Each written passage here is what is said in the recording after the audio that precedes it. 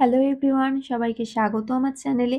আজকের ভিডিওতে সপ্তম শ্রেণীর বাংলা বিষয়ের ওপর ক্লাস দেওয়া হলো। শীর্ষেন্দু মুখোপাধ্যায়ের লেখা পাগলা গণেশ গল্পের অনুশীলনীর সমস্ত প্রশ্ন উত্তরগুলো নিয়ে আজকে আলোচনা করব। ভিডিওটা একটু বড় হয়ে যাবে, সবাই স্কিপ না করে ভিডিওটা শেষ পর্যন্ত দেখো। একের দাগে বলা হয়েছে সঠিক উত্তরটি বেছে নিয়ে লেখো। একের এক, পাগলা গণেশ একটি বিজ্ঞান, কল্পবিজ্ঞান না রূপকথা বিষয়ক গল্প? সঠিক উত্তর হয়ে যাবে কল্পবিজ্ঞান বিষয়ক গল্প। একের দুই, অবজারভেটরির বাংলা প্রতিশব্দ পরীক্ষাগার, গবেষণাগার না নিরীক্ষণাগার? সঠিক উত্তর হবে নিরীক্ষণাগার। একের তিন, সভ্য সমাজ থেকে দূরে পালিয়ে গিয়ে গণেশ হিমালয়ের গিরিগুহায়, গভীর জঙ্গলে না মহাকাশে আশ্রয় নিয়েছিলেন? সঠিক উত্তর হবে হিমালয়ের গিরিগুহায় আশ্রয় নিয়েছিল। একের চার, গল্পের তথ্য অনুসারে মৃত্যুঞ্জয় টনিক আবিষ্কার হয়েছিল ৩৫৯৯ সালে, ৩৪৩৯ সালে না ৩৫০০ সালে? সঠিক উত্তর হবে ৩৪৩৯ সালে।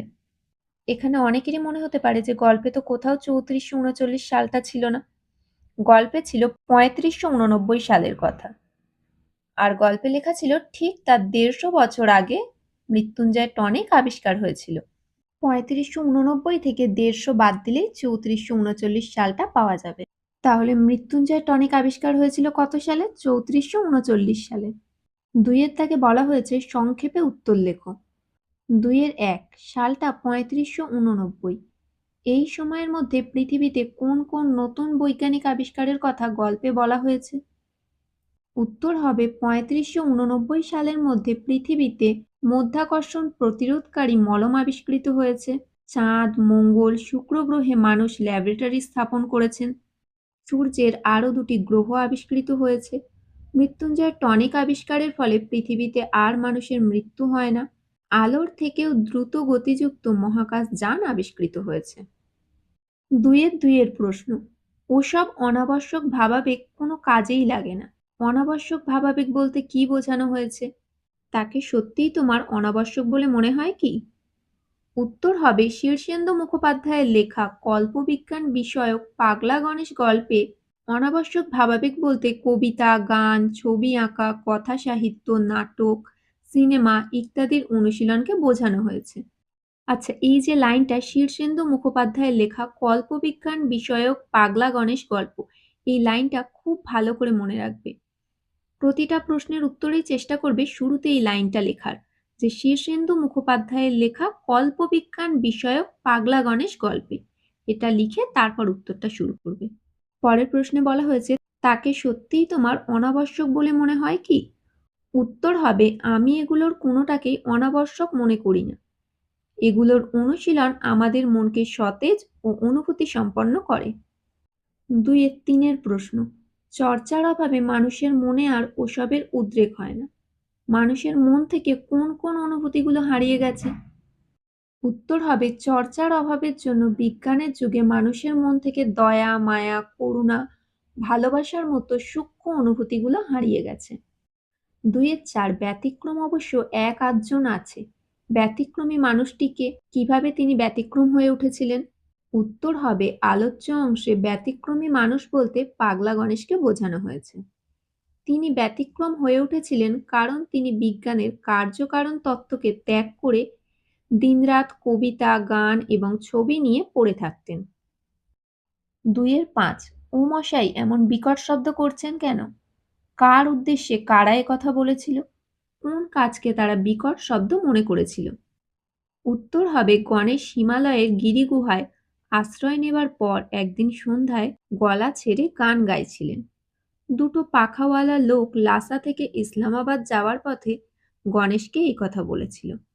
গণেশের গলা ছেড়ে গান গাওয়াকে তারা বিকট শব্দ মনে করেছিল। 6, গণেশ তাদের মুখশ্রী ভুলে গেছে। গণেশ কাদের মুখশ্রী ভুলে গেছে? তার এই ভুলে যাওয়ার কারণ কি বলে তোমার মনে হয়? উত্তর হবে পাগলা গণেশ গল্পে গণেশ তার 3 ছেলে ও 1 মেয়ের মুখশ্রী ভুলে গেছে। তার এই ভুলে যাওয়ার কারণ হচ্ছে গত 100 বছর ধরে ছেলেমেয়েরা তার বাবার সঙ্গে দেখা করতে আসেনি। তারা প্রত্যেকেই বিখ্যাত বিজ্ঞানী। দীর্ঘদিন অসাক্ষাতের কারণে গণেশ তাদের ভুলে গেছে। 2-7 গণেশকে সসম্ভ্রমে অভিবাদন করে বলল, কে কি বলেছিল, তার এভাবে তাকে সম্মান জানানোর কারণটা কি? উত্তর, আকাশে ভাসমান এক পিপে থেকে নেমে আসা এক পুলিশম্যান গণেশকে সসম্মানে অভিবাদন করে জানাতে চেয়েছিল যে তার ছড়ানো কাগজগুলিতে নতুন কোনো গবেষণার তথ্য ছিল কিনা। গণেশ যখন কলকাতার সায়েন্স কলেজে মাইক্রো ইলেকট্রনিক্স পড়াতেন, পুলিশম্যান তখন তার ছাত্র ছিল। শিক্ষক গণেশকে তাই পুলিশম্যান সম্মান জানিয়েছিল। 2-8 আমি পৃথিবীকে বাঁচানোর চেষ্টা করছি। বক্তা কিভাবে পৃথিবীকে বাঁচানোর চেষ্টা করেছিল? তার প্রয়াস শেষ পর্যন্ত সফল হয়েছিল কি? উত্তর হবে, উর্ধিত অংশের বক্তা গণেশ গান গেয়ে, কবিতা লিখে, ছবি এঁকে পৃথিবীর মানুষের অন্তর্নিহিত মানবিক বোধসমূহকে জাগ্রত করার চেষ্টা চালাচ্ছিলেন। এইভাবে তিনি পৃথিবীকে বাঁচানোর চেষ্টা করেছিলেন। হ্যাঁ, শেষ পর্যন্ত তার প্রয়াস সাফল্য লাভ করেছিল। গণেশ রাষ্ট্রপুঞ্জের মহাসচিবের কাছ থেকে জানতে পেরেছিলেন যে বর্তমানে পৃথিবীর লোকেরা গান গাইছে, কবিতা লিখছে এবং ছবি আঁকছে। এর দ্বারা বোঝা যায় তার প্রয়াস সফল হয়েছিল। 2-9 লোকটা অসহায়ভাবে মাথা নেড়ে বলল, এখানে কার কথা বলা হয়েছে? সে কি বলল? তার অসহায়ভাবে মাথা নাড়ার কারণ কি? উত্তর হবে, এখানে পুলিশম্যানের কথা বলা হয়েছে। সে গণেশের ছাত্র ছিল। সে ছড়ানো কাগজপত্র দেখে বলল যে সে তার কিছুই বুঝতে পারছে না, কারণ সে এর কিছুই আগে পড়েনি। গণেশের লেখা কবিতা পাঠ করে সে কিছুই বুঝতে পারেনি, তাই সে অসহায়ভাবে মাথা নাড়ছিল। 2-10 তিনজন মন্ত্রমুগ্ধ হয়ে বসে রইল। এই তিনজন কারা? তাদের মুগ্ধতার কারণ কি? উত্তর হবে, ঊর্ধ্বিত অংশে তিনজন বলতে গণেশের প্রাক্তন ছাত্র পুলিশম্যান, তার স্ত্রী ও মাকে বোঝানো হয়েছে। তারা মুগ্ধ হয়েছিল গণেশের কবিতা পাঠ শুনে, গান শুনে এবং ছবি দেখে। 3 প্রশ্ন, পাগলা গণেশ গল্পের মুখ্য চরিত্র গণেশকে তোমার কেমন লাগলো? উত্তর হবে, শীর্ষেন্দু মুখোপাধ্যায়ের লেখা কল্পবিজ্ঞান বিষয়ক পাগলা গণেশ গল্পের মুখ্য চরিত্র গণেশকে আমার খুব ভালো লাগলো। গণেশ বিজ্ঞানের ছাত্র হলেও বিজ্ঞানের কার্যকরণ তত্ত্বের বাইরে এসে সে মনের আনন্দে কবিতা লেখে, লোকের পড়ার জন্য তা বাতাসে ছড়িয়ে দেয়। এছাড়াও সে গান গায় এবং ছবি আঁকে। সর্বোপরি সে কেবল নিজের আনন্দে পৃথিবীতে বাঁচতে চায় না, পৃথিবীবাসীকে সে আনন্দে রাখতে চায়। সকলকে ভালোবাসার এই অভিনন্দনযোগ্য প্রয়াসের জন্য গণেশকে আমার খুব ভালো লাগে। 4 দাগে বলা হয়েছে, অর্থ অপরিবর্তিত রেখে নিম্ন রেখাঙ্কিত শব্দগুলির পরিবর্তে নতুন শব্দ বসাও। 4-1 ওসব অনাবশ্যক ভাবাবেগ কোনো কাজেই লাগে না। তাহলে এখানে অনাবশ্যকের পরিবর্তে একই অর্থযুক্ত অন্য একটা শব্দ বসাতে হবে। অনাবশ্যকের জায়গায় হয়ে যাবে অপ্রয়োজনীয়। 4-2 কেউ ঠাট্টা বিদ্রূপ করল না। ঠাট্টা বিদ্রূপের জায়গায় হবে উপহাস। 4-3 দুনিয়াটা বেঁচে যাবে। দুনিয়াটা হয়ে যাবে পৃথিবীটা। 4-4 মহাসচিব তার বিমান থেকে নামলেন গণেশের ডেরায়। বিমান হয়ে যাবে আকাশযান আর ডেরায় হয়ে যাবে গুহায়। 4-5 গণেশকে সসম্ভ্রমে অভিবাদন জানিয়ে বলল। সসম্ভ্রমের জায়গায় হয়ে যাবে সসম্মানে। লোকে গান গাইতে লেগেছে, কবিতা মক্ষ করছে। মক্ষর জায়গায় হয়ে যাবে অভ্যাস। 4-7 হিমালয় যে খুব নির্জন জায়গা তা নয়। নির্জনের জায়গায় হয়ে যাবে জনহীন। 4-8 ধুর মশাই, এ যে বিটকেল শব্দ। বিটকেলের জায়গায় হবে বিকট। 5 দাগে বলা হয়েছে, এক কথায় লেখো। মহান যে সচিব। মহান যে সচিব হয়ে যাবে মহাসচিব। প্রতিরোধ করে যে, প্রতিরোধকারী। গতিবেগ আছে যার, গতিশীল।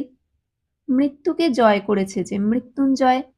অন্ত নেই যার, অন্তহীন। 6 দাগে বলা হয়েছে, সন্ধি বিচ্ছেদ করো। মধ্যাকর্ষণ।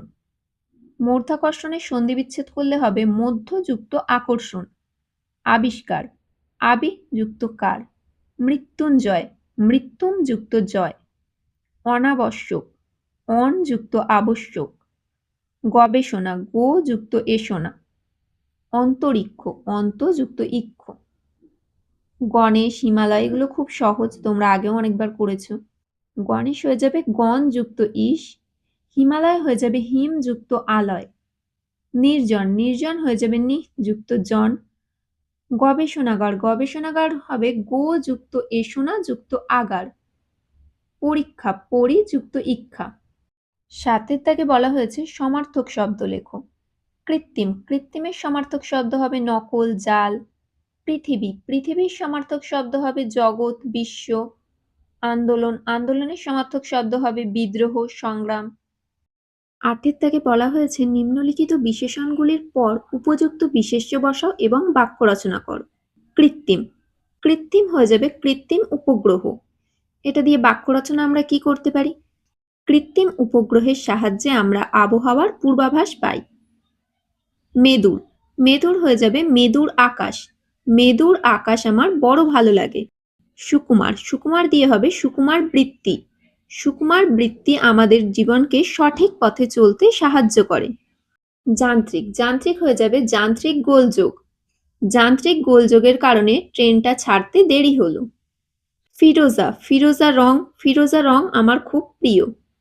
মন্ত্রমুগ্ধ মন্ত্রমুগ্ধ দিয়ে হবে মন্ত্রমুগ্ধ শ্রোতা। আমি মন্ত্রমুগ্ধ শ্রোতা হয়ে গান শুনছিলাম। বাক্য রচনাগুলো তোমরা তোমাদের নিজেদের মতো করেও করতে পারো। ৯ দাগে বলা হয়েছে রেখাঙ্কিত পদগুলির কারক ও বিভক্তি নির্ণয় করো। ৯-১ গণেশও আর সকলের মতো টনিকটা খেয়েছিল। গণেশও, তাহলে কে টনিকটা খেয়েছিল? গণেশ। তাহলে গণেশ হয়ে যাবে কর্তৃকারক, আর গণেশ ও রয়েছে, তাহলে কর্তৃকারকে শূন্য বিভক্তি। ৯-২ তার গানের গলা বেশ ভালোই। তাহলে তার গানের সম্পর্কে বলা হচ্ছে, তাই তো? তাহলে এটা হয়ে যাবে সম্বন্ধ পদ। গানের রয়েছে, আর র থাকলেই ষষ্ঠী বিভক্তি হয়, তাহলে সম্বন্ধ পদে ষষ্ঠী বিভক্তি। ৯-৩ আকাশে একটা পিঁপে ভাসছিল। কোথায় পিঁপে ভাসছিল? আকাশে, তাহলে এটা হবে অধিকরণ কারক। আর আকাশে রয়েছে, তাহলে এ বিভক্তি, অধিকরণ কারকে এ বিভক্তি।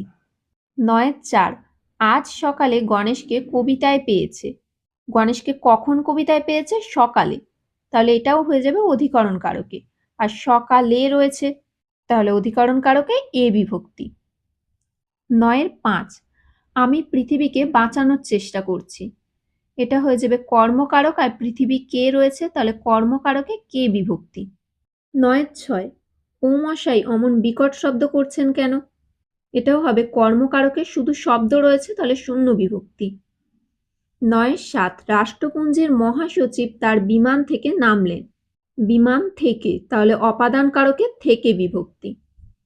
৯-৮ তিনজন মন্ত্রমুগ্ধ হয়ে বসে রইল। এটা হয়ে যাবে করণ কারকে শূন্য বিভক্তি। আজকের ভিডিওটি এখানেই শেষ করলাম। ভিডিওটি ভালো লাগলে একটি লাইক করে দিও এবং বন্ধুদের সাথে শেয়ার করে নিও। এরপর তোমরা কোন বিষয়ের উপর ভিডিও চাইছো অবশ্যই কমেন্ট করে জানিও।